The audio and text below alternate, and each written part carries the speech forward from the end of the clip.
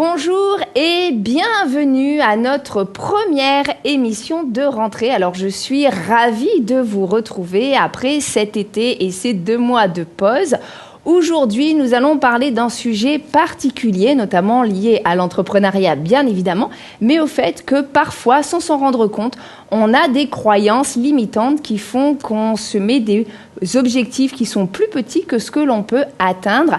Et pour parler de ce sujet, on va recevoir dans quelques minutes Julie Bansard sur le plateau. Mais tout de suite, accueillons Jennifer qui vient faire avec nous sa première chronique aujourd'hui. Bonjour Jennifer, comment vas-tu ? Bonjour Nathalie, ça va très bien. Je suis ravie d'être avec toi aujourd'hui.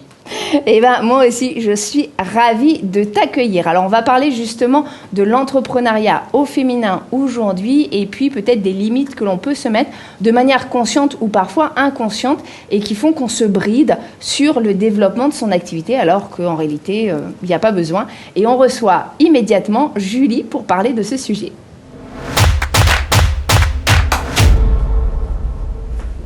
Bonjour mesdames. Bonjour Julie, on est ravis de te recevoir sur ce plateau. Alors avant de rentrer dans le vif du sujet, on va te demander de te présenter et puis peut-être de raconter aussi rapidement ton parcours et qu'est-ce que Mum and the Gang. Bonjour à vous mesdames, je suis ravie aussi d'être là, c'est mon premier plateau télé, alors j'espère que je serai à la hauteur des auditeurs, des spectateurs. Je m'appelle Julie Bansard, dite Julie Magmag. Je suis maman de 2 enfants, Rosie qui a 8 ans, Roméo qui a 5 ans.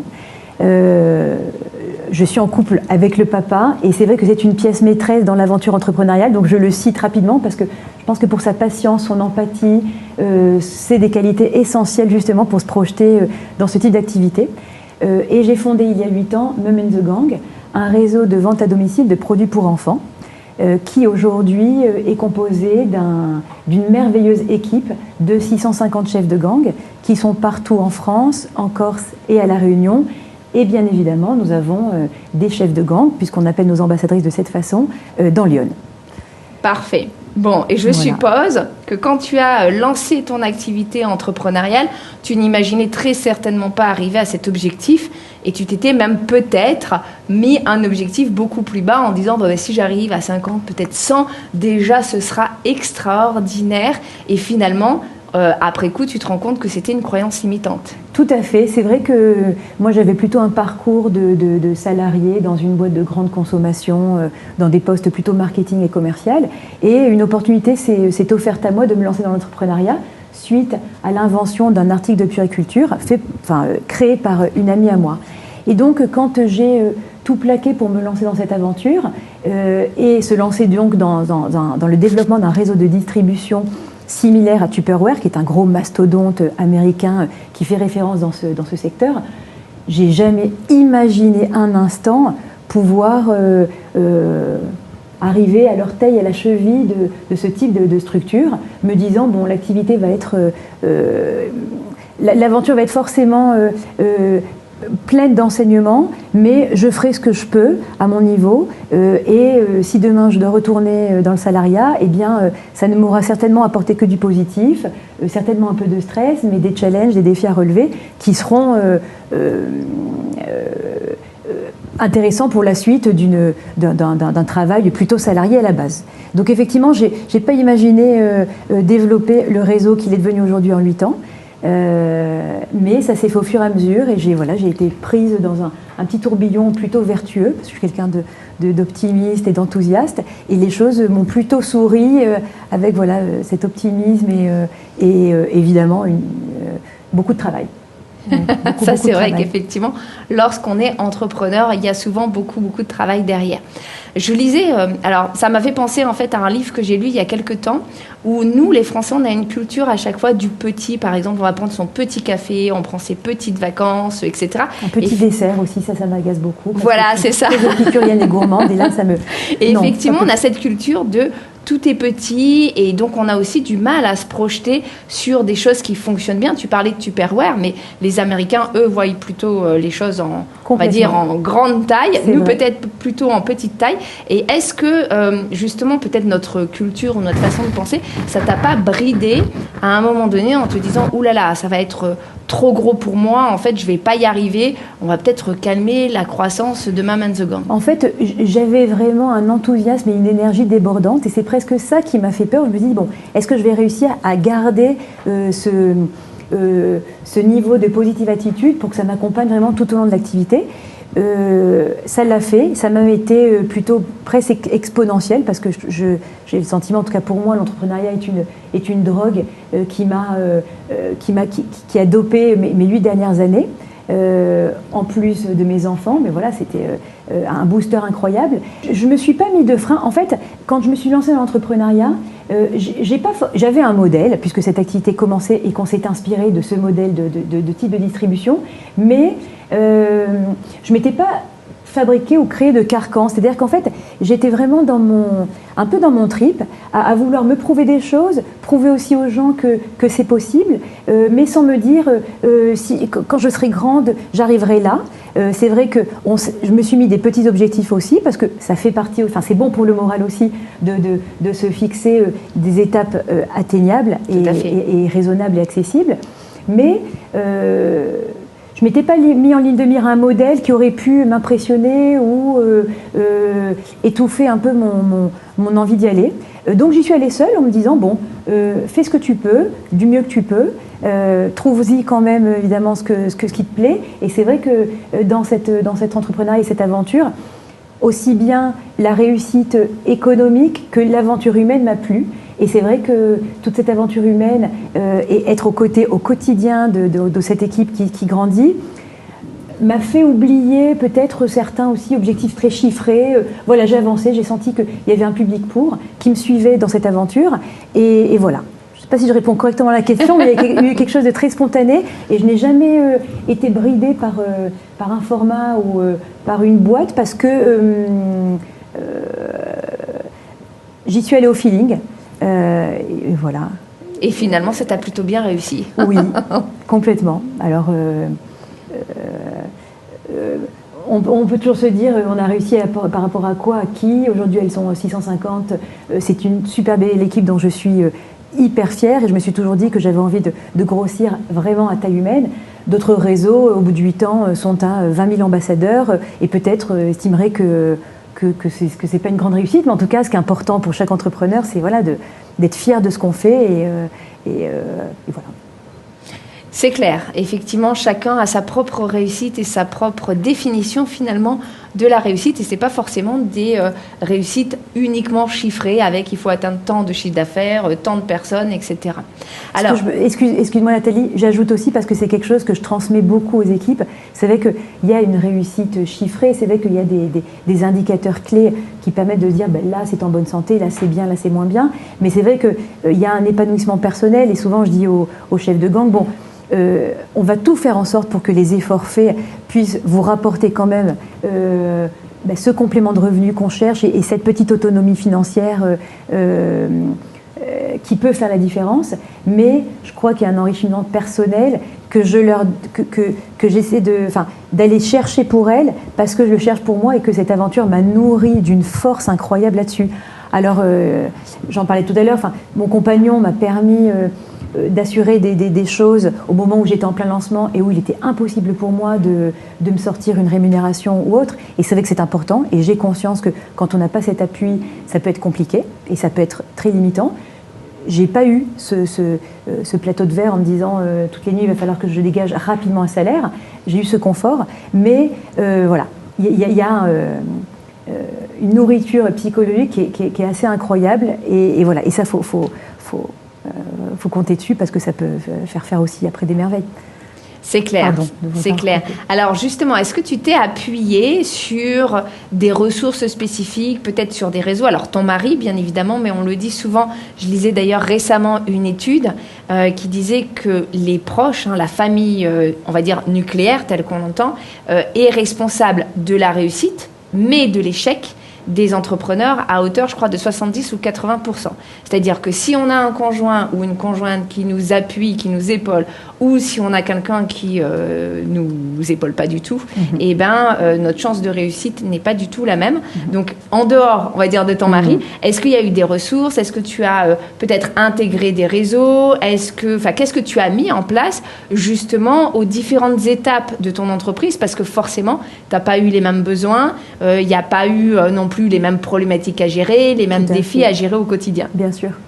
Je te rejoins, je n'avais pas ce chiffre en tête et je ne suis pas étonnée effectivement parce que c'est vrai que le noyau comment tu as dit, nucléaire si j'ai bien employé le bon mot. Oui, c'est clé. Néanmoins, c'est vrai que voilà, il a été sponsor sur certaines choses, mais il m'a laissé totalement libre non plus, ni pour se mettre la pression, ni pour la mettre à outrance à l'intérieur du foyer. Après, c'est vrai que j'ai arpenté beaucoup de salons de l'entrepreneuriat au départ, en essayant de trouver des appuis, des expériences qui pourraient m'aider aussi à éviter certains écueils et à gagner du temps. Ça prend du temps quand même de s'intégrer dans un réseau, et c'est vrai qu'à ce jour, je ne l'ai pas fait parce que l'appui, je l'ai trouvé dans un réseau professionnel que j'ai du coup constitué au fur et à mesure.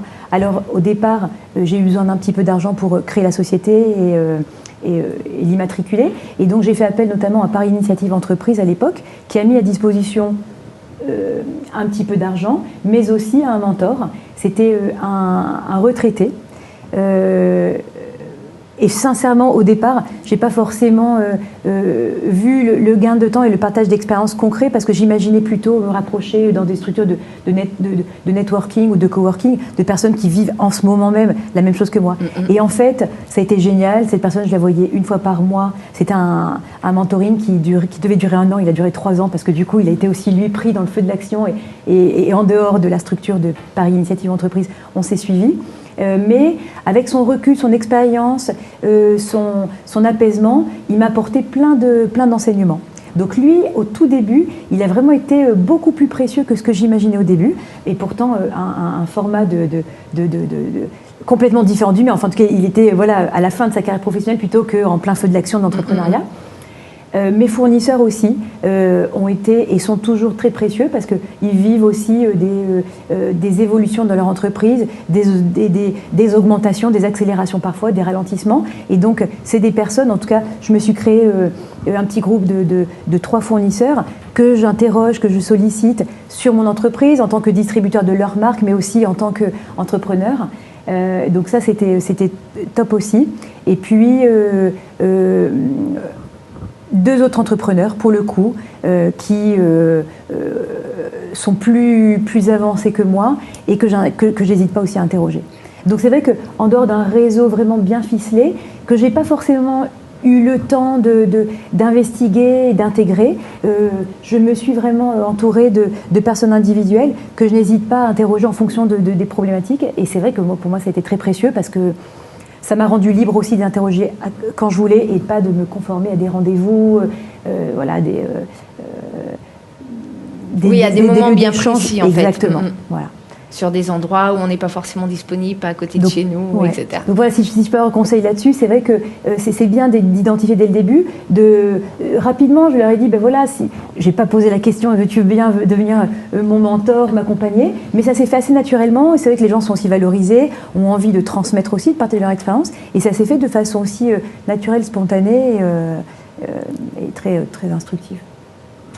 Bon, génial. En tout cas, effectivement, je vois une belle aventure. Et puis, je vois que tu es vraiment tout épanoui. C'est vraiment agréable parce que souvent, on a des mamans qui veulent se lancer. Alors, toi, tu t'es lancée avant, a priori, avoir tes enfants et qui se mettent des freins aussi en se disant « Ah oui, mais en fait, ce serait bien pour concilier, mais est-ce que vraiment je vais réussir à concilier ma vie pro, ma vie perso ?» Parce que lancer une activité, ça prend beaucoup de temps. Et puis, si elle se développe et qu'elle se développe beaucoup, est-ce que ça ne va pas empiéter sur ma vie personnelle et ma vie familiale? Comment, toi, tu as géré justement ce développement d'activité parce que tu es tombée enceinte à peu près, on va dire, dans les premières années, donc avec des moments qui demandent beaucoup de temps avec ses enfants, etc. Comment tu as réussi quand même à gérer ces 2 aspects sans te sentir complètement submergée par la vague? Effectivement, moi j'ai accouché en juin 2015, en avril de Rosie, en avril 2015, et en juin j'ai immatriculé la société. Donc ces 2 bébés sont arrivés vraiment au même moment. Est-ce que ça m'a aidé à les considérer de la même façon? Mais j'ai le sentiment que l'un ne s'est jamais sacrifié à l'autre. C'est-à-dire que j'ai le sentiment de n'avoir... Je ne vais pas dire jamais, je ne peux pas dire jamais, peut-être qu'à un moment donné j'ai commis des écarts, mais en tout cas j'ai le sentiment d'avoir peu sacrifié mes enfants au profit de mon entreprise et peu sacrifié mon entreprise au profit de mes enfants, parce que mon entreprise, ça a été rapidement quelque chose qui m'a boosté. Il est vrai que j'opère dans l'univers de l'enfance, alors je me suis dit, bon, j'ai pas le sentiment de leur faire non plus trop un bébé dans le dos, parce qu'ils vont y trouver leur compte à un moment donné. Mais les 2 ont été importants, je les ai gérés, du coup, je vais pas faire, c'est difficile, c'est compliqué de dire sur un même niveau de hiérarchie ou d'importance, mais ça a été le cas quand même dans les faits. Le Roméo, le 2e, je suis partie à la maternité, j'avais mon ordinateur sous le bras parce que j'étais pas organisée, j'avais pas une équipe derrière qui pouvait prendre le relais, et je n'ai pas eu de gêne de me dire c'est le moment de la maternité. Non, c'est important de prendre le temps, mais voilà, j'ai à chaque fois réussi à combiner les 2. Et c'est vrai que j'ai développé une activité nocturne qui fait que c'est vrai que quand la journée je m'autorise des sorties scolaires, parce que l'entrepreneuriat c'est quand même ça le privilège et la force, c'est que parfois très souvent on gagne pas des millions, mais voilà, on a cet enrichissement personnel et cette liberté de faire ce qu'on veut. Et donc en journée, voilà, d'être un petit peu investi dans les associations de parents d'élèves et d'accompagner mes enfants en sortie scolaire, ça s'est fait effectivement au prix d'un travail le soir que j'ai développé. Et c'est vrai que voilà, j'ai une 2e journée qui commence et à laquelle je me suis habituée. Et c'est peut-être, je ne sais pas si c'est un exemple à suivre, mais en tout cas, ça a été pour moi une solution pour concilier les 2, sans avoir trop le poids de la fatigue. Effectivement, peut-être aussi dopé par les enfants le jour et par cette activité entrepreneuriale que je voyais évoluer. Je voyais qu'il y avait un retour aussi des chefs de gang. Donc c'est quelque chose, voilà, qui fait monter aussi cette énergie. Voilà, donc mathématiquement, les heures, je les ai trouvées en soirée, voire dans la nuit. Mais voilà, ce qui est important, c'est que dans l'esprit, et même pour mon mari, je n'ai jamais reçu une quelconque remarque sur ça prend trop de temps, non. J'ai montré que j'essaierais d'être au rendez-vous pour les 2 et que les 2 pouvaient s'imbriquer. Alors ça demande effectivement une certaine organisation, oui, très certainement, et puis aussi des choix, c'est-à-dire que bien évidemment quand on fait ton choix, qui est aussi le choix d'un certain nombre de mamans au sein de notre communauté La Tribu, on ne peut pas passer 3 heures, par exemple, à regarder ses séries préférées sur Netflix. Enfin, à un moment donné, on a tout un 24 heures dans une journée, et c'est juste se dire quelle est la priorité qu'on se donne sur ces 24 heures. Qu'est-ce que je priorise? Si je priorise mes enfants et mon travail, forcément, je vais avoir moins de temps pour regarder la télé, je vais avoir moins de temps peut-être pour lire, peut-être pour faire des activités personnelles, sportives ou autres, et je vais les caler en fait différemment dans mon planning, parce que je ne pourrais pas y aller le soir, par exemple, alors que le soir, je fais mon activité, parce que j'ai pris aussi du temps la journée pour accompagner mes enfants en fait en activité sportive. Complètement. Alors après, c'est vrai que c'est assez marrant, parce que c'est un peu la loi des gaz, c'est-à-dire qu'on va, une fois qu'on a mis les pièces qui sont importantes pour soi, on va occuper l'espace restant, et si on n'a plus que 2 heures pour le faire, et je pense que quand même, vraiment, la femme est capable de s'adapter et d'aller à chaque fois au plus efficace. Alors c'est vrai que j'ai un cours de claquettes qui m'est cher parce que j'ai découvert cette activité, et donc je l'ai positionné un soir dans la semaine en disant c'est mon heure d'activité, c'est important, et j'assumerai. Voilà, s'il faut que je fasse tout autour, je le ferai. Maintenant, c'est vrai que j'étais cinéphile, j'adorais le cinéma, j'y vais vraiment plus beaucoup. Les séries, je n'ai même pas osé me plonger dedans parce que c'est addictif et mieux vaut pas que je m'éparpille là-dessus. Des lectures, mon entourage dirait qu'effectivement, je suis devenue piètre lectrice. Voilà, c'est certain que, comme tu dis, il y a 24 heures, et j'ai fait là-dessus des concessions au profit de la construction de ce réseau et de la vie familiale et perso. Mais voilà, j'en ai pas oublié mes claquettes, et parce que c'est vrai que quand même, ça permet pour le coup, ce genre d'activité, de se vider l'esprit et des enfants et du boulot. Donc voilà. on n'est pas des magiciennes, je ne vais pas faire 10 activités, mais s'en garder une pour avoir voilà, quand même son petit jardin, son petit espace où on débranche tout, c'était important. C'est clair, effectivement. Alors, merci beaucoup en tout cas pour ton temps. Une dernière petite question et puis après on a une petite surprise sur le plateau. Est-ce que tu pourrais donner quelques conseils justement aux entrepreneurs, plus particulièrement les femmes, mais pourquoi pas les hommes aussi, qui aspirent justement à dépasser leurs propres limites et à voir grand pour leur entreprise, pour dépasser un peu ce syndrome du petit qu'on a en France, et quel pourrait être ton partage d'expérience ou vraiment les conseils qui, toi, t'ont le plus servi dans ton activité? Je me suis choisi des maîtres mots qui sont quand même prudence, bon sens et confiance. Parce que, tout à l'heure je disais, voilà, aujourd'hui on est 650 chefs de gang, d'autres réseaux sont à 10 000, 20 000, parfois dans cette activité le recrutement se fait vraiment de façon extrêmement accélérée. J'ai pas voulu, parce que je voulais que l'expérience qu'une chef de gang vient trouver chez Mac soit cohérente avec ce qu'elle est venue chercher et qu'elle ne se retrouve pas en fait dans un flot, un tourbillon de recrutement et à plus savoir finalement qui elle est, qu'est-ce qu'elle fait dans cette aventure. Donc j'ai voulu avancer prudemment et dans cette prudence, c'est vrai que les choses, j'ai pas été stressée par effectivement des gros coups d'accélérateur qui auraient pu me démobiliser. C'est-à-dire que j'arrivais à maîtriser l'évolution de l'entreprise. Donc c'est important du coup de ne pas se fixer un objectif. C'est important de se fixer un objectif pour aller de l'avant, mais pas 5 marches d'un coup, mais une marche régulièrement, c'est important. Donc ne pas trop en demander à soi et à l'entourage. Bon sens et organisation et confiance, et du coup quand même croire en son feeling. C'est important parce que je pense que c'est vrai qu'à procrastiner et à prendre des décisions dans l'entrepreneuriat de façon trop lente ou trop longue, ça peut brider, ça peut éviter, ça peut empêcher d'aller un peu plus loin. Donc voilà, d'arriver quand même à trouver effectivement le bon équilibre avec un petit peu de claquette, un peu de ceci, un peu de cela, voilà, de la prudence, ne pas exiger trop de soi, mais se pousser quand même dans ses retranchements et se dire allez là, tu peux aller quand même un cran plus loin. On m'a souvent dit non, attention, il faut que tu dormes, tu perds ton capital sommeil. Je me suis fait confiance, j'ai senti que là-dessus j'étais pas trop fragile, donc c'est aussi bien se connaître, et voilà. Je pourrais vous faire 3 heures d'émission. Non, merci beaucoup. Ce que je retiens, c'est effectivement se mettre de la pression, mais pas trop. Donc y aller, parce que oui, on a besoin d'objectifs et on a besoin d'avoir une ligne directrice, mais pas se mettre une pression d'en faire du genre demain, il faut que je fasse je sais pas combien avec un délai très très court. Y aller par étapes, donc découper vraiment ses objectifs en fonction d'objectifs qui sont plus atteignables et plus faciles, et puis se faire confiance et être patient. Ça, c'est quelque chose que tu as mis en avant. Et une de mes craintes pouvait être à un moment donné, quand on est seul dans cette activité, dès lors qu'on va déléguer, que les valeurs ne vont pas être totalement respectées, que les gens ne vont pas faire exactement comme tu fais. Ça, j'ai l'impression que c'est un peu l'espèce de syndrome un peu du célibataire où on est dans ses habitudes. Et non, si ça, c'est pas comme ça, non, ça va pas aller. Parce que voilà, j'étais quand même, sans être rigide, assez organisée et méticuleuse. Et en fait, déléguer, c'est indispensable aussi.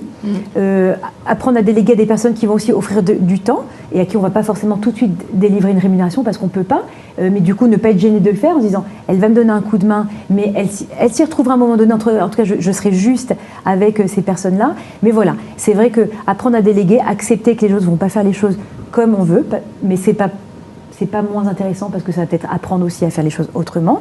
Et puis voilà. Dans l'absolu, ça va de toute façon faire gagner du temps. Et puis, je pense qu'aussi les valeurs, on les transmet aussi de façon induite. Donc, il faut faire confiance aussi aux personnes qui nous entourent et qui comprennent. Il faut savoir choisir les bonnes personnes. Oui. Pour justement pouvoir déléguer. Et comme tu le dis, ça ne va pas forcément être fait comme nous, on l'aurait fait. Mais le principal, c'est que les valeurs de l'entreprise soient transmises et ne soient pas perdues au fur et à mesure qu'on transmet tout ça. Oui. Et ça a été le cas, voilà, avec une équipe, dans ces chefs de gang, on a une équipe de Tour Eiffel et qui, avec des profils complètement différents, ont vraiment hyper bien saisi ce que j'avais en tête, cette spontanéité, cette bienveillance et cette générosité. Et c'est vrai que voilà, ça donne quelque chose qui est très plaisant. Et bien justement, on va accueillir une de tes chefs de gang, donc qui s'occupe notamment de Lyon. Aujourd'hui, pas de capsule, mais on va pouvoir lui poser un petit peu quelques questions justement sur le partage de la vision qu'elle a avec toi. L'une de mes professeurs, dans notre jargon. Bonjour Nathalie. Bonjour Sonia. Alors on est ravis de t'accueillir de nouveau sur le plateau de la télé Lyon, puisque tu étais déjà venue il y a quelques temps. Et aujourd'hui, tu viens en tant que chef de gang, donc de Mom and the Gang. Est-ce que justement, ma première question, c'est est-ce que tu as est-ce que tu as facilement finalement compris les valeurs, compris là où voulait aller Julie, pour pouvoir toi aussi le retransmettre et puis on va dire à ton niveau pouvoir développer l'entreprise comme elle l'avait en tête. Est-ce que ça a été assez simple ou est-ce que parfois il y a eu des quiproquos? Voilà, on rentre un peu dans le vif de votre entreprise. Eh bien, alors moi j'ai commencé Mom and the Gang au tout début, donc ça va bientôt faire 6 ans. L'entreprise avait 2 ans, c'est ça, comme mes filles. Et d'ailleurs, j'ai été cliente avant d'être chef de gang. Et c'est vrai qu'en fait, j'ai tout de suite adhéré au concept parce qu'il y avait tout ce côté bienveillant. Moi, j'étais pas partie du tout dans le principe de faire voilà un VDI au départ, mais quand j'ai rencontré Julie, ça a tout de suite accroché parce qu'il y avait ce côté bienveillant qui était vraiment tourné sur la maman, sur le plaisir de faire cette activité, de rencontrer d'autres mamans, de les sortir un petit peu de... des fois, on est un peu seul quand on est maman avec ses enfants, etc. Donc, de vraiment avoir tout ce mouvement, en plus avec des valeurs qui sont quand même, on n'en a pas parlé là, mais de tout ce qui est éco-responsable, écologie, des produits propres. Donc, quelque chose qui allait vraiment avec... mes valeurs à moi pour mes filles, que j'ai découvert quand je suis devenue maman. Parce que oui, j'ai dit mes filles parce que j'ai des jumelles. Et donc, c'est vrai que, à force d'évoluer, de côtoyer Julie, parce que c'est vrai qu'elle a quand même une prestance au sein du gang, on la suit parce que quand on entend ce côté positif, etc., on a envie de la suivre et de se lancer à fond. Ça s'est fait assez naturellement aussi. Moi, je ne m'étais pas spécialement fixé d'objectif au départ. Et puis, dans cette mouvance, en fait, voilà, maintenant, je suis justement Tour Eiffel. Tour Eiffel. Julie. Donc, un code secret, mais a priori, voilà, tu fais partie des principales... voilà. C'est Mesdames d'Enfer. Et non, c'est vrai que vraiment, c'est une activité dans laquelle on s'implique vraiment en tant qu'entrepreneur, mais où on y prend vraiment un vrai plaisir et tout ce côté où voilà, on n'est pas énormément, mais on garde ce côté bienveillant entre nous, des belles valeurs, et du coup, c'est vraiment super agréable. Bon, donc ça a été assez simple finalement de comprendre là où elle voulait aller, de comprendre les valeurs et de pouvoir toi aussi les retransposer auprès des clients, auprès de l'équipe que tu as pu développer, etc. Oui, Julie, en fait, s'exprime assez bien, quand on a pu le voir. Elle est bien bavarde et explique bien ses propres valeurs. Et du coup, on est pris dans le feu. Et je pense que quand on intègre ce réseau-là, on l'intègre vraiment pour tous ces côtés, tous ces valeurs, toute cette envie de pouvoir apporter des bons produits, de pouvoir apporter des bons moments. Et du coup, on rentre assez bien dans le jeu. Eh bien, merci beaucoup, en tout cas, d'être venu sur le plateau et puis d'avoir représenté, on va dire, le réseau de Lyon plus spécifiquement. On va, comme d'habitude, finir cette émission avec Jennifer qui va, du coup, nous prodiguer les conseils lorsqu'on est entrepreneur pour avoir une vision un petit peu plus développée et puis se mettre en action aussi pour pouvoir développer son entreprise sans se limiter à des croyances « je ne suis pas capable » ou « si j'arrive à ça déjà, ce sera bien », etc. Eh bien, je te laisse la parole, Jennifer. Donc, bonjour. Alors, effectivement, quand on est entrepreneur, homme, femme, on a malheureusement tendance à se mettre cette barrière invisible qui nous empêche déjà, dans un premier temps, de passer à l'action, d'aller encore plus loin et plus haut. C'est tout aussi difficile, mais On en a la preuve aujourd'hui avec Julie et Sonia, hein, c'est possible, on peut y arriver. Et moi, la première chose que je retiens après le discours de Julie et Sonia, c'est l'envie, la passion. Avant même de parler de combien je vais gagner, de est-ce que je vais y arriver. C'est vraiment... Alors, je sors un petit peu de la chronique que j'avais préparée parce que c'est vraiment ce qui m'a interpellée et qui a transpiré. Puis après, c'est aussi ces valeurs. Mais les valeurs, finalement, elles reviennent, elles rattrapent, justement cette envie, cette passion. Donc, en gros, si j'avais un premier conseil à donner aux entrepreneurs, futurs entrepreneurs et peut-être les mamans entrepreneurs, ça serait, est-ce que réellement vous avez envie d'y aller? Est-ce que réellement vous voulez aller là où vous avez envie d'aller? Et je ne parle même pas d'objectif, parce que finalement, c'est j'ai envie de faire quelque chose, je vais me donner les moyens d'y arriver. Et déjà, rien qu'avec ça, j'ai l'impression qu'on peut aller très loin parce que dans le discours de Julie, aujourd'hui, on n'a pas entendu un petit peu de chiffres, un petit peu de métriques, mais c'est vraiment une histoire de passion, une histoire d'envie. Alors, j'espère que je ne me trompe pas dans ce que j'ai ressenti. Et du coup, je vais commencer par prodiguer mes petits conseils parce que j'ai été tellement captivée par cette histoire que j'avais envie de faire cet aparté. Merci. Donc, alors, je vais essayer de partager avec vous 3 conseils. 3 conseils parmi tant d'autres, hein, parce que dans l'entrepreneuriat, des conseils, on en a plein. Alors, le premier conseil, ça va être donc reconnaître la peur insoupçonnée de la réussite. Parce que, oui, hein, finalement, ça peut surprendre, mais parfois, on se met des barrières. Ces barrières, elles se traduisent par j'y arrive pas. Par exemple, j'aurais dû contacter 3 personnes aujourd'hui pour prospecter quand on se lance en tant qu'entrepreneur, puis on ne l'a pas fait. Ou j'arrive pas à garder mes clients, donc je fidélise pas mes clients. Chaque fois que mon contrat s'arrête. Enfin, ce que l'on perçoit, c'est des échecs. Et quand on creuse, et tu me diras si je me trompe Nathalie, mais on le voit au sein de la communauté, j'en ai moi-même fait partie, quand on se lance dans un projet de reconversion professionnelle, souvent on s'empêche d'avancer, on s'empêche d'aller plus loin.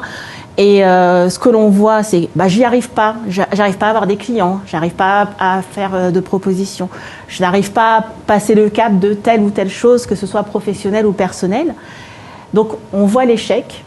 Et nous, quand on creuse, donc j'ai la chance d'accompagner Nathalie sur un petit peu de coaching, quand on creuse, on voit que c'est en réalité une peur.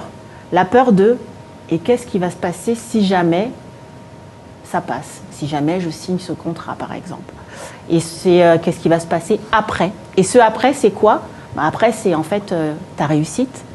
J'ai réussi, qu'est-ce qui va se passer après?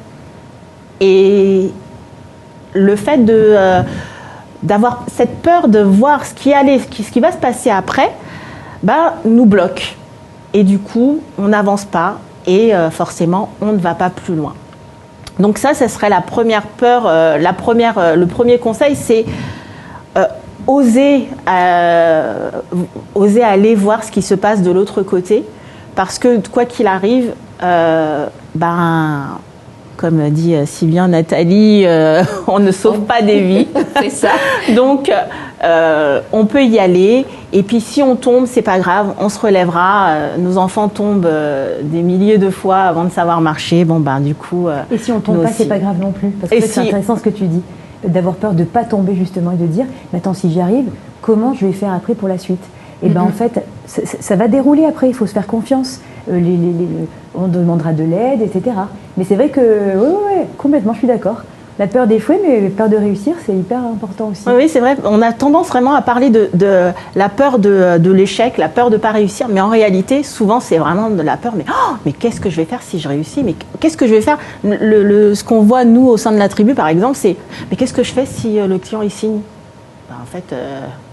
Tu commences la prestation, tu commences à travailler, tu commences à gagner ta vie en fait. Donc voilà, premier conseil. Le deuxième conseil, c'est cultiver un état d'esprit de croissance. Alors, c'est l'état d'esprit, on le connaît, on sait ce que c'est. Mais l'état d'esprit de croissance, il a été popularisé par une psychologue, Carol Dweck, qui dit que si vous croyez pouvoir évoluer et apprendre, vous irez plus loin. Et en fait, l'idée principale, elle est simple, c'est qu'avec l'effort, et ça, du coup, ça rejoint un peu ce que vous disiez tout à l'heure, avec l'effort, l'envie, on peut aller très loin. Donc, c'est pas j'ai envie de me reconvertir ou j'ai envie de lancer mon entreprise. C'est que j'ai un besoin dans ma vie et ce besoin, je vais l'assouvir parce que j'ai toute cette passion et cette détermination qui me permettra d'y aller. Et encore une fois, je vais aller plus loin. Le troisième conseil, ça va être oser la différence. Parce qu'on est tous différents, on est tous uniques. On n'a pas la même perception de la réussite. La réussite pour une personne pourrait être de juste avoir de quoi payer ses factures. Pour une autre, ça va être avoir de quoi payer ses factures, mais également pouvoir voyager tous les mois. On a chacun nos propres besoins. Et ça, c'est hyper important parce que en fait, il faut s'affranchir d'une part du regard des autres, mais également ne pas regarder uniquement ce que font les autres. C'est j'ai un besoin, j'ai une envie, j'ai une vie, j'ai des enfants qui ne sont pas les mêmes que les autres, j'ai une organisation de vie qui n'est pas la même que les autres, je n'ai pas le même mari que les autres. Donc j'ai mes propres limites, j'ai mes propres perceptions. Donc je me fixe mes objectifs par rapport à mon écosystème, à moi, et pas par rapport à la société, par rapport au regard des autres. Voilà, donc ça c'est très important. Et donc, pour conclure, je vais prendre ma petite note parce que je ne l'ai pas retenue par cœur. Donc, pour conclure et finir, je vais donc vous proposer de méditer sur une petite citation de Marianne Williamson qui dit « Notre peur la plus profonde n'est pas que nous sommes inadéquats. Notre peur la plus profonde est que nous sommes puissants au-delà de toute mesure. C'est notre lumière, pas notre obscurité qui nous effraie le plus. » Voilà. Donc ça revient un petit peu à ce côté d'avoir peur de réussir, parce que finalement, c'est pas ce qu'on ne sait pas faire, c'est pas ce qui ne va pas en nous qui nous fait peur, c'est justement cette peur de briller, cette peur d'être sous les feux des projecteurs. Et petit aparté, c'est une peur que j'ai moi-même eue aussi. Merci beaucoup en tout cas pour ces conseils qui sont complètement d'actualité et que l'on va retrouver aussi le mois prochain puisqu'on parlera justement des peurs de l'entrepreneur et de comment vaincre ces peurs, les surmonter pour passer à l'étape d'après. Merci beaucoup à toutes les deux d'être venues sur ce plateau. Merci à Jennifer pour sa brillante chronique. Je vous retrouve le mois prochain donc sur le sujet des peurs de l'entrepreneur. Je vous souhaite à chacune et à chacun une très belle journée, après-midi ou soirée, d'où que vous soyez. Et n'hésitez pas à nous faire des retours ou des commentaires pour l'émission du mois prochain sur les peurs. Nous serons ravis de pouvoir inclure vos questions si besoin est. Belle journée à chacun et à très vite.